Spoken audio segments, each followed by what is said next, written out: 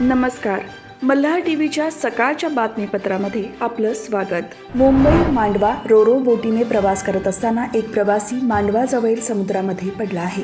नैमुद्दीन चौधरी असे या प्रवाशाचे नाव आहे. नैमुद्दीन अद्याप सापडला नसून पोलीस त्याचा शोध घेत आहेत.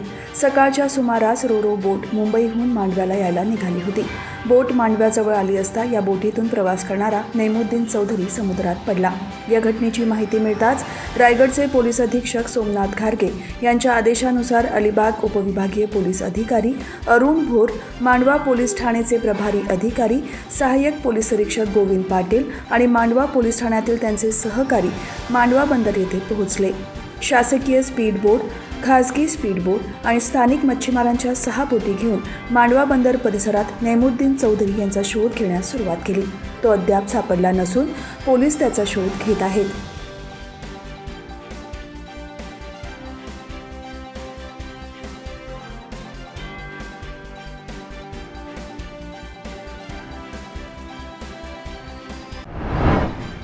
MMRDA तर्फे उभारण्यात येत असलेल्या बहुचर्चित न्हावाशेवा शिवडी सीलिंग प्रकल्पामुळे बाधित झालेल्या नवी मुंबईतील दिवाळे, बेलापूर, सारसोळे, वाशी, ऐरोली येथील मच्छीमार बांधवांना बेलापूर विधानसभा क्षेत्राच्या आमदार मंदा म्हात्रे यांच्या सातत्यपूर्ण पाठपुराव्यामुळे मच्छीमार बांधवांना नुकसान भरपाईची एकरकमी 5,56 लाख रक्कम थेट मच्छीमार बांधवांच्या बँक खात्यात जमा झाली आहे. CBD येथील वारकरी भवन येथे या कार्यक्रमाचे आयोजन केले होते. यावेळी कोळी महासंघ अध्यक्ष तथा विधान परिषद आमदार रमेश पाटील उपस्थित होते. MMRDAने केलेल्या सर्वेक्षणानुसार पात्र झालेल्या मच्छीमार बांधवांना नुकसान भरपाई मिळण्यास सुरुवात झाली आहे. पहिला हप्ता प्राप्त झालेल्या मच्छीमार बांधवांना दुसरा हप्ता म्हणून 1,34,000 रुपये, नव्याने पात्र झालेल्या मच्छीमार बांधवांना पहिला आणि दुसरा हप्ता म्हणून 3,37,000 नुकसान भरपाई मिळाली आहे. सद्यस्थितीत दिवाळे, बेलापूर, करावे, सारसोळे, वाशी, ऐरोली अशा एकूण 215 मच्छीमार बांधवांना पहिला हप्ता आणि दुसरा हप्ता अशी एकूणच सर्वांना एकरकमी नुकसान भरपाई म्हणून 5,56 लाख DBTद्वारे थेट प्रकल्पबाधित मच्छीमार बांधवांच्या बँक खात्यात जमा झाली आहे. उर्वरित ज्या मच्छीमार बांधवांची कागदपत्रांच्या अभावी सदरची प्रक्रिया अपूर्ण आहे ती लवकरात लवकर कागदपत्रांची पडताळणी करून उर्वरित मच्छीमार बांधवांना नुकसान भरपाई मिळवून देणार असल्याचे आमदार मंदा म्हात्रे यांनी सांगितले आहे. खेडेगावामध्ये रोजगार निर्मिती आणि लोकांना रोजगार देणे ही पंतप्रधान नरेंद्र मोदींची संकल्पना आहे. तसेच काहीसे उद्दिष्ट युनायटेड नेशनने ठेवले आहे. ते पूर्ण करण्यासाठी गोरख ठाकूर आणि मित्रपरिवार सहकार्य करत आहे, असे प्रतिपादन केंद्रीय मंत्री कपिल पाटील यांनी खोपटे गावात रोजगार मेळाव्याच्या उद्घाटनावेळी केले. उरण तालुक्यातील खोपटा गावात रोजगार मेळावा घेण्यात आला.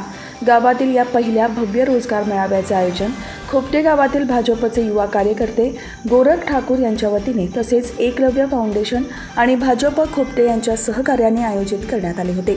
34 महत्त्वाच्या कंपन्या आणि हजारो बेरोजगार यांचा सहभाग असलेल्या या मेळाव्याचे उद्घाटन केंद्रीय पंचायत राज मंत्री कपिल पाटील यांच्या हस्ते झाले.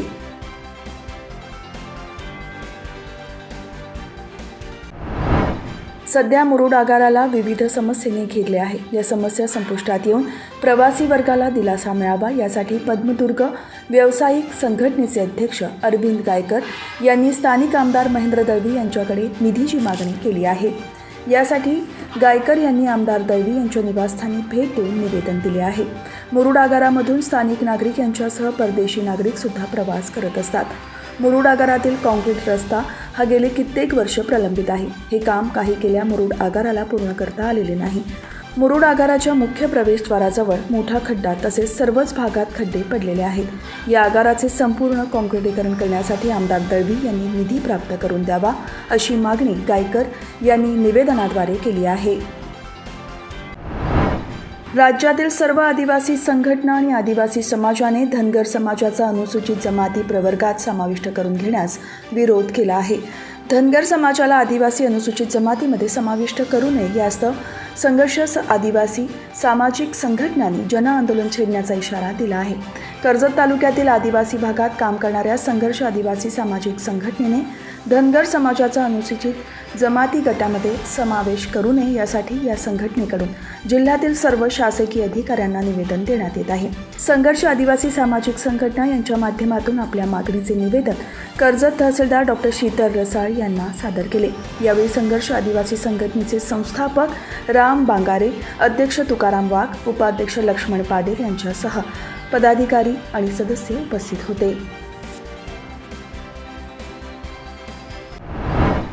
खालापूर तालुक्यातील 22 ग्रामपंचायती आणि उमरे ग्रामपंचायतची पोट निवडणूक जाहीर झाल्याने संपूर्ण तालुक्यात आदर्श आचारसंहिता लागू झाली असल्याचे पत्र खालापूर तहसीलदार तथा निवडणूक निर्णय अधिकारी आयुक्त तांबोळी यांनी दिले आहे। खालापूर तालुक्यात होनाड, आतकरगाव, ठाणे नावे, जामरुंग, बीड खुर्द, मानकिवली, सावरोली, कुंभिवली, तांबाटी, नंदनपाडा, जांभिवलीतर्फे छत्तीशी, शिरवली, खानाव, चिलठण, नारंगी, वासंबे, चांभारली, माझगाव, इसांबे, वावरले, बोरगाव, वरोसे या 22 ग्रामपंचायतीबरोबर उमरे ग्रामपंचायतीच्या एका जागेसाठी पोटनिवडणूक आहे। तालुक्यातील 50% तसेच त्यापेक्षा जास्त ग्रामपंचायतीच्या निवडणुका असतील तर पूर्ण तालुक्यात आदर्श आचारसंहिता लागू होते असा नियम झाला आहे। त्यातच निवडणूक लागलेल्या ग्रामपंचायतीच्या सीमेजवळील ग्रामपंचायतीला तो नियम लागू आहे। खालापूर तालुक्यात एकूण 44 ग्रामपंचायत आहेत। त्यातील 22 ग्रामपंचायत यांच्या थेट सरपंच निवडणुकीबरोबर सार्वत्रिक निवडणुका होणार आहेत। त्याचबरोबर एक पोटनिवडणूक आहे। त्यामुळे 50% ग्रामपंचायत निवडणूक होणार असल्याने संपूर्ण तालुक्यात आदर्श आचारसंहिता लागू झाली आहे। मुंबई गोवा महामार्गावरून महाडहून मुंबईच्या दिशेने जनावरांची अवैध वाहतूक केली जात असल्याची माहिती नागोठणे पोलिसांना समजताच वाकण फाटा येथे सापळा रचून जनावरांनी भरलेले आयशर टेम्पो पकडून जनावरांची सुटका करण्यात आली आहे। मुंबई गोवा महामार्गावरून महाडकडून मुंबईकडे जाणाऱ्या आयशर टेम्पो वाकण फाटा येथे आला असता त्यामध्ये 2 लाख रुपये किमतीच्या 10 म्हशी कोणत्याही चारा तसेच पाण्याची व्यवस्था न करता निर्दयपणाने वाहतूक करत असल्याची माहिती पोलिसांना मिळाली। याबाबत जनावरांची अवैध वाहतूक करणाऱ्या टेम्पो चालक आणि अन्य एकास नागोठणे पोलीस ठाण्यात गुन्हा दाखल करण्यात आला असून नागोठणे पोलीस ठाण्याचे पोलीस निरीक्षक संदीप मोमन यांच्या मार्गदर्शनाखाली अधिक तपास पोलीस हवालदार MV लांघे करत आहेत।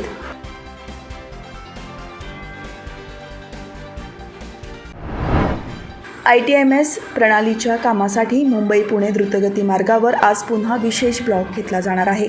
पुण्याकडे येणाऱ्या मार्गिकेवर दुपारी 12 ते 2 असा हा 2 तासांचा ब्लॉक असणार आहे। अमृतांजन पुलाच्या अलीकडे आणि पलीकडे ओव्हरहेड गॅन्ट्री बसवली जाणार असल्याने हा ब्लॉक घेतला जाणार आहे अशी माहिती अधिकाऱ्यांकडून देण्यात आली आहे। या कामावेळी पुण्याकडे येणारी अवजड वाहतूक खालापूर टोल नाक्यावर थांबवली जाणार आहे।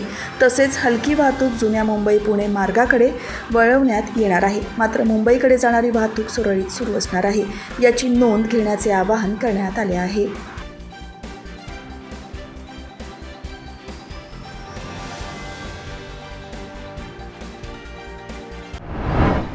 रोहा अष्टमी नगर परिषदेच्या वतीने बांधण्यात येत असलेल्या रोहा शहरातील डॉक्टर चिंतामणराव देशमुख शहर सभागृहाचे काम चालू असून या कामाची पाहणी आमदार अनिकेत तटकरे यांनी केली आहे। यावेळी मुख्याधिकारी पंकज भुसे, माजी नगरसेवक महेश कोलटकर, महेंद्र गुजर, अहमद दर्जी, समीर सकपाळ, सुभाष राजे, मजीद पठाण, रवी चाळके, सागर बोबड, रुपेश पाटील, माज सवाल नगर परिषदेचे ओंकार भुरण, अभियंता सुधीर भगत उपस्थित होते। खासदार सुनील तटकरे यांच्या संकल्पनेतून आणि मंत्री अदिती तटकरे यांच्या माध्यमातून रोहा शहरात अत्याधुनिक पद्धतीचे तंत्रज्ञान वापरून डॉक्टर चिंतामणराव देशमुख शहर सभागृह बांधण्यात येत आहे। नाट्यगृहासह प्रदर्शनसाठी जागा, वाचनालय यासह विविध सुविधायुक्त हे सभागृह असणार आहे। सध्या या सभागृहाचे सरासरी 20% काम झाले असून 23 कोटी अपेक्षित खर्च आहे।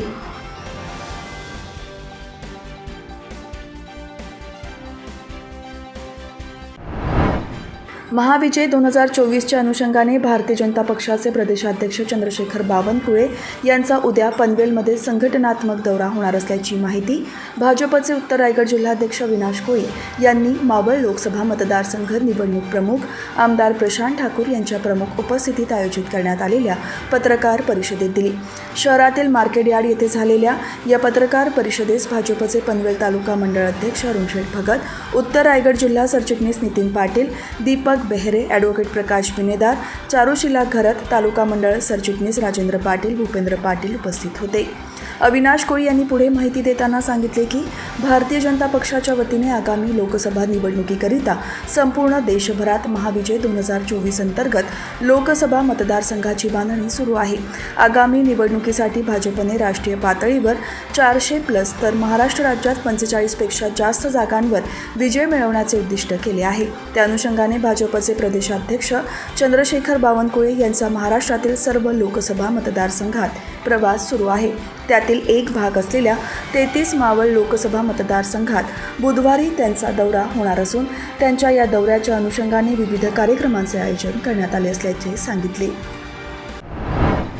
मालधक्का परिसरात राहणाऱ्या रहिवाशांचे पुनर्वसन होत नाही तोपर्यंत त्यांच्या उदरनिर्वाहाचे साधन बंद होऊ नये, तसेच रेल्वे प्रशासनाचे काम सुरू असताना होणारा अडथळा निर्माण होणार नाही यासाठी समन्वय साधण्याचे काम करणार असल्याचे आश्वासन आमदार प्रशांत ठाकूर यांनी सुरक्षा भिंत बांधण्याच्या कामाचा आढावा घेताना दिले. पनवेलमध्ये राहणाऱ्या नागरिकांची रेल्वे वाहतूक अधिक सुलभ तसेच सुखकर करण्यासाठी भारतीय रेल्वेच्या माध्यमातून विविध प्रकल्पांवर काम सुरू आहे. याचाच एक भाग म्हणून पनवेल रेल्वे स्टेशन प्लॅटफॉर्म क्रमांक 3च्या बाजूला सुरक्षा भिंत बांधण्यात येणार आहे.